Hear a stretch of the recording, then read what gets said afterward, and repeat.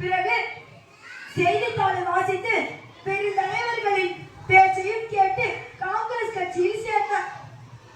காங்கிரஸ் கட்சியில் வந்த பிறகு கல்விக்காக பல திட்டங்களை கொண்டு வந்தார். எல்லா திட்டங்களை கொண்டு வந்தார். சிலையை நாம் பார்ப்போம். மாணவர்களுக்காக குலக்கல்வி திட்டம், மாணவர்கள் பசியின்றி படிக்க மதிய உணவு திட்டம், மாணவர்கள்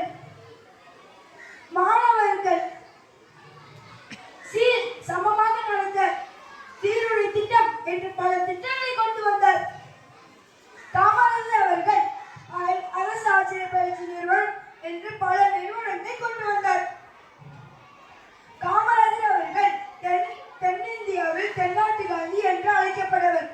நம்மூரில் காமராஜர் கர்ம வீரர், பெருந்தலைவர், கலாகாந்தி, தென்னாட்டு காந்தி, கர்ம வீரர், கருப்பு காந்தி, கிங்மேக்கர் என்றெல்லாம் அழைக்கப்பட்டவர் தான் நமது காமராஜர்.